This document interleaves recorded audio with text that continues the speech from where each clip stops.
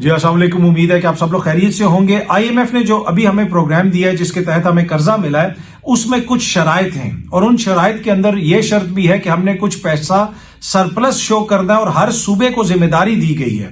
اب جو ذمہ داری مریم بی بی کو ملی انہوں نے کیسے نبھائی ہے، اور جو ذمہ داری علی امین گنڈا پور صاحب کو دی گئی انہوں نے کیسے نبھائی ہے، بڑی امپورٹنٹ ڈیٹیلز ہیں۔ منسٹری آف فائنانس کے فگرز ہیں وہ آپ کے ساتھ شیئر کروں گا، کچھ مزید چیزیں کوشش ہوگی کہ آج کے ولاگ کے اندر وہ بھی آپ کے ساتھ شیئر کی جائیں۔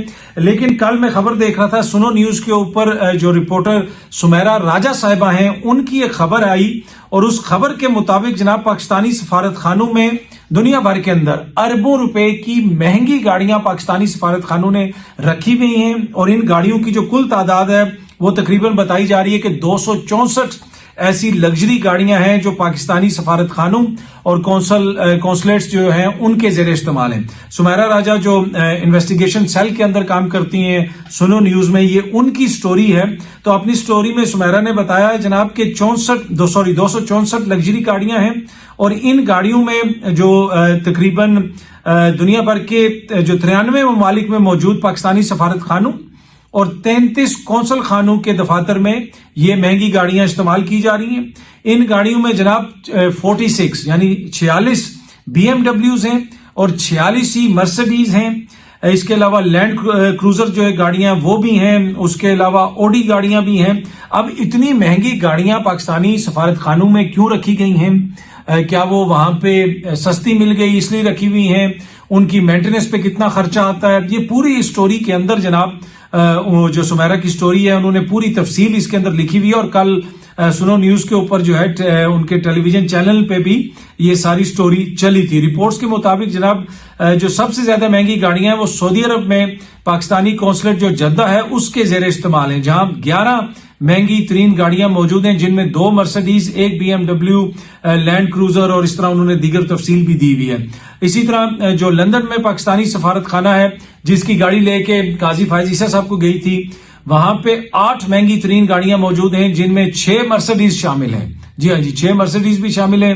اس کے علاوہ دیگر جو ہے سفارت خانوں کا ذکر بھی ہے، لیکن کوشچن یہ ہے کہ ان گاڑیوں کو صرف خریدنا ایشو نہیں ہوتا، ان کی مینٹیننس پہ بھی بڑا خرچہ آتا ہے، اور وہی ساری چیز جو ہے سمیرہ نے اپنی سٹوری کے اندر ڈسکس کی ہے، اور کافی زیادہ ڈیٹیلز ہیں۔ مطلب ایک ایسا ملک جہاں پہ ہم ہر چیز پہ ہمیں آئی ایم ایف سے پیسے لینے پڑتے ہیں، آئی ایم ایف سے ڈالرز کے لیے ہم ترستے ہیں، تو غیر ممالک کے اندر یہ جو گاڑیاں وہاں پہ تو ہمیں فورن کرنسی میں یہ سپینڈ کرنا پڑتا ہوگا، زر مبادلہ وہاں پہ استعمال کرنا پڑتا ہے، تو کیا وجہ ہے جناب اس طرح کی گاڑیاں وہاں پہ رکھی ہوئی ہیں؟ پر اینی وے یہ کافی تفصیل سے خبر آئی، میں نے پڑھی تو میں نے سوچا آپ کے ساتھ بھی شیئر کی جائے۔ اب آئی ایم ایف نے جو ہمیں پروگرام دیا، قرضہ دیا ہمیں، اس قرضے میں انہوں نے کچھ شرائط رکھی۔ اس میں ایک شرط یہ بھی تھی کہ آپ لوگوں نے اپنے بجٹ سے پیسہ سرپلس شو کرنا ہے، وفاق نے بھی اور صوبوں نے بھی۔ اب اس میں جناب اگر آپ دیکھے جائے تو جو منسٹری آف فائنانس کا ڈیٹا سامنے آیا ہے، جسے مزمل اسلم صاحب نے ایک ٹویٹ کے اندر پورا وہ شیئر بھی کیا اور ایک ویڈیو پیغام کے اندر بھی شیئر کیا، اگر یہ فگرز جو ہیں حقائق کے مطابق نہیں ہیں، مطلب یہ درست نہیں ہے، تو اس کے اوپر حکومت پنجاب یا وفاقی حکومت جو ہے وہ ریبٹل بھی جاری کر سکتی ہے۔ لیکن یہ انہوں نے منسٹری آف فائنانس کے فگرز کو کوٹ کرتے ہوئے مزمل اسلم صاحب نے یہ ساری چیز بتائی ہے، جس میں انہوں نے بتایا کہ جناب جو پنجاب کا پہلے یہ جو مالی سال ہے اس کے پہلے 3 ماہ میں ان کا جو خسارہ شو کیا ہے پنجاب نے، حالانکہ سرپلس شو کرنا تھا جو ٹارگٹ دیا گیا تھا آئی ایم ایف کی جانب سے، اس کے مطابق مالی سال کے پہلے کوارٹر کے اندر پنجاب نے 150 ارب روپے کا سرپلس شو کرنا تھا، یعنی اضافی پیسے شو کرنے تھے۔ لیکن مریم نواز کی حکومت نے کہا وہاں پہ 160 ارب روپے کا خسارہ شو ہو رہا ہے۔ لوگ کہہ رہے ہیں جناب یہ تو ایک طرح سے حملہ ہے آئی ایم ایف کے پروگرام کے اوپر، اور یہ ہے مریم نواز کی کارکردگی، اور جس طریقے سے وہ وہاں پہ پیسہ خرچ کیا جا رہا ہے، جس طریقے سے وہاں پہ میڈیا کے اوپر جو اشتہارات چلتے ہیں پنجاب حکومت کے، کبھی وہ ٹریکٹر پہ بیٹھی ہوئی ادھر بیٹھی ہوئی، کیا اتنے پیسے ہیں ہمارے پاس کہ ہم اس طرح پیسہ خرچ کریں؟ اس دن ان کی وزیر جو اطلاعات ہیں وہ بھی فرما رہی تھیں کہ کسی میڈیا کو شکایت نہیں ہونی چاہیے، ہم نے بہت اشتہاروں کی مد میں بڑا بجٹ دیا ہوا ہے۔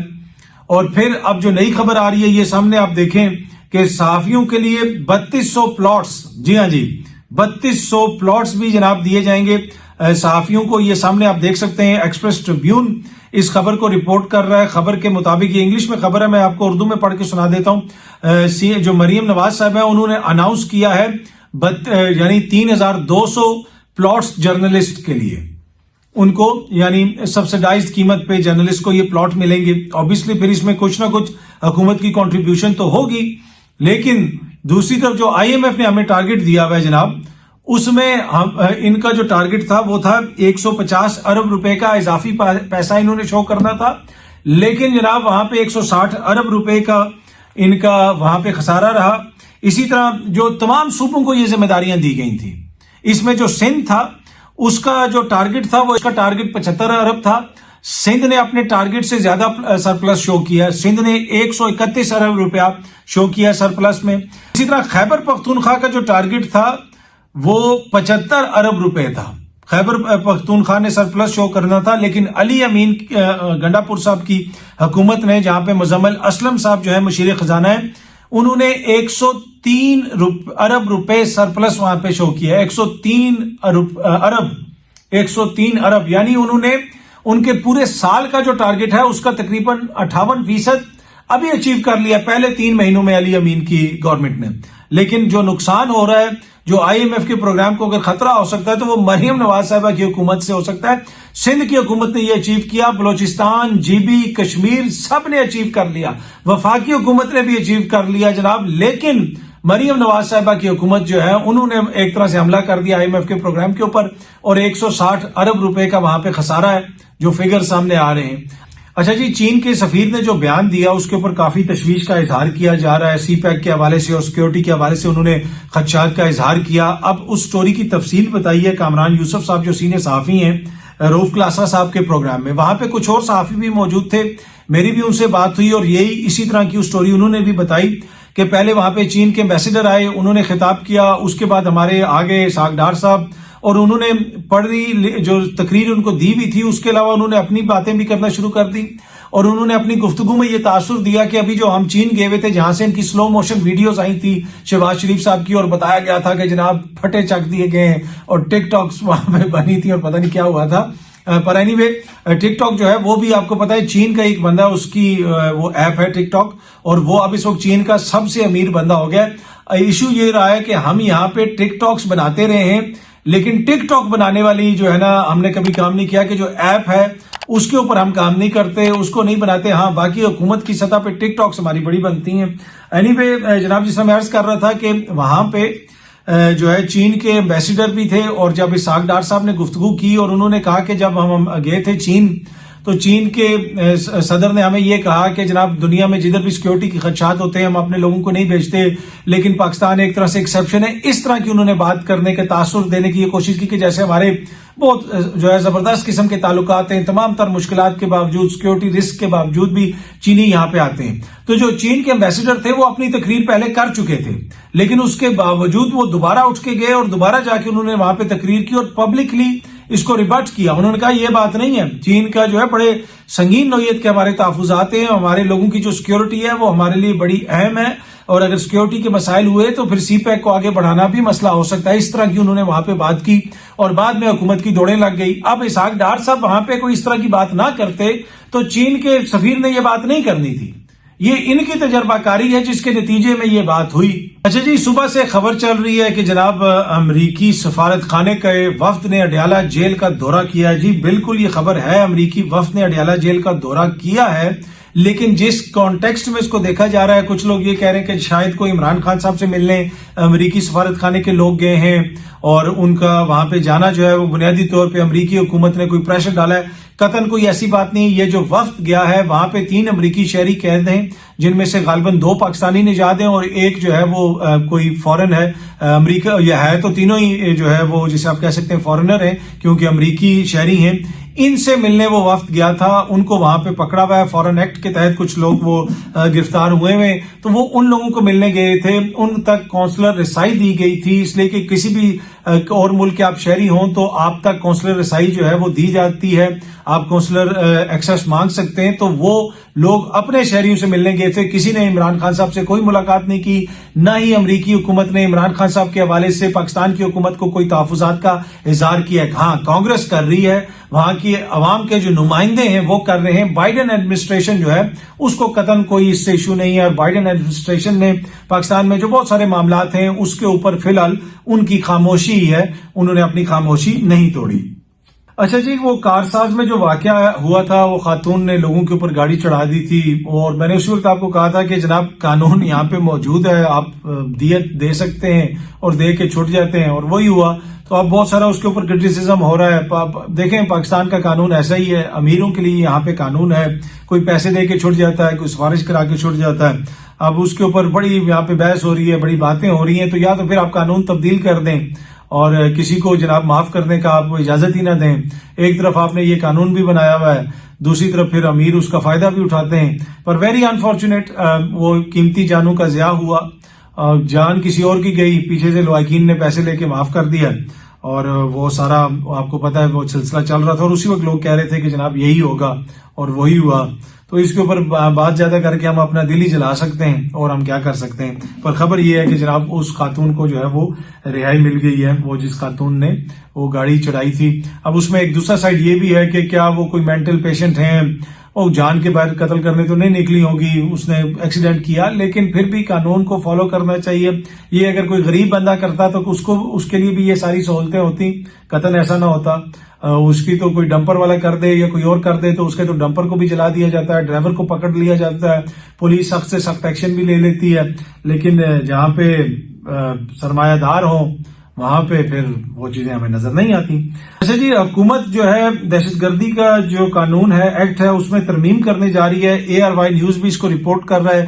اس ترمیم کے بعد جو ہمارے سیکیورٹی کے ادارے ہیں وہ کسی بھی شخص کے اوپر اگر شک ہو کہ وہ دہشت گردی کے واقعات میں ملوث ہے تو اس کو وہ پکڑ سکیں گے. ARY نیوز جو رپورٹ کر رہا ہے اس کے مطابق تو جناب گرفتار شخص پر الزامات کی تحقیقات کے لیے اعلیٰ سطح JIT بنائی جائے گی. یہ جو ترمیم لائی جا رہی ہے اس کے مطابق, اور 3 ماہ تک اس کو تحویل میں رکھا جا سکے گا. یعنی 3 ماہ تک کوئی عدالت اس کو میں آپ نے اس کو غالباً پیش نہیں کرنا 3 ماہ تک, یا پھر اس کی ضمانت نہیں ہو سکے گی.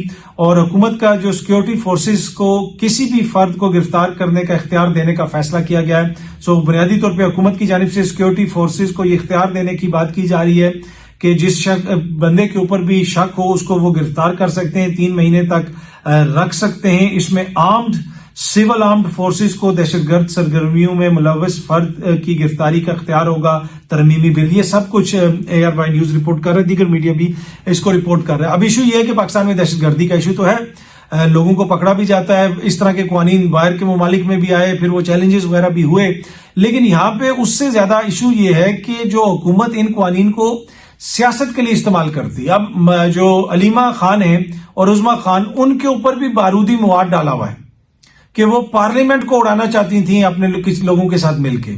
یہاں پہ پاکستان تحریک انصاف کی تمام لیڈرشپ کے اوپر دہشت گردی کے مقدمے ہیں, اور جن کے اوپر دہشت گردی کے مقدمے ہیں وہ ان کو اس کمیٹی میں بلا رہے تھے کہ آؤ بیٹھے اور نیا چیف جسٹس لگاؤ. حامد رضا صاحب پہ بھی دہشت گردی کا مقدمہ ہے, بیرسٹر گور پہ بھی دہشت گردی کا مقدمہ ہے.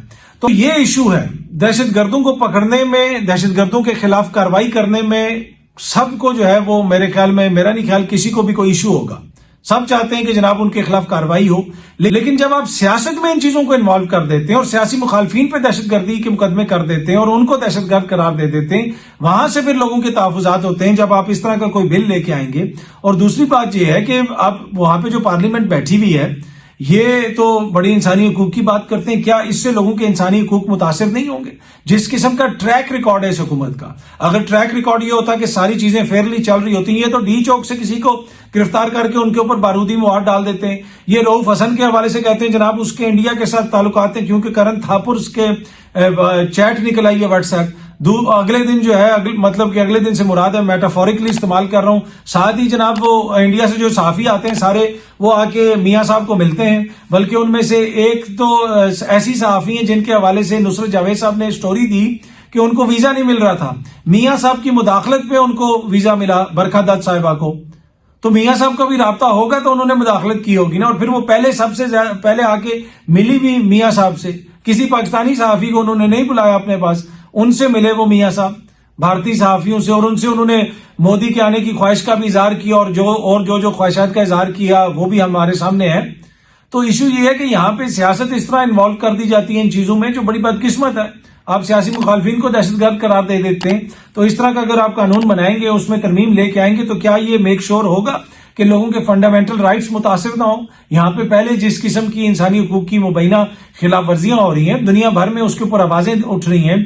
इमान मजारी को गिरफ्तार किया गया, उसके ऊपर एमनेस्टी इंटरनेशनल ने बात की, दीगर लोगों ने बात की, अब उनकी जो है रिहाई हो गई है। जो उन्होंने कानून की खिलाफ वर्जी की थी, उस कानून के तहत उनके खिलाफ कार्रवाई होती है, उनके ऊपर भी दहशतगर्दी का मुकदमा हो गया। तो ये वो चीजें जिनकी वजह से लोगों के तहफुजात होते हैं, बाकी इसमें कोई दो राय नहीं है। मुल्क में चैलेंजेस हैं, हमारे सिक्योरिटी के इदारों को चैलेंजेस हैं, मुल्क दुश्मन यहाँ पे कार्रवाइयां करते हैं, चाइनीज नेशनल्स को निशाना बनाते हैं, उन सब को हमें सपोर्ट करने की जरूरत है। एंड ऑफ द डे ये हमारा मुल्क है, इसमें बेहतरी आएगी तो हम सब का फायदा है। लेकिन जो हुकूमत का कंडक्ट है उसके ऊपर लोगों को इतराज होता है। बहुत जल्दी आप सब दोस्तों से दोबारा मुलाकात होगी। Thank you very much.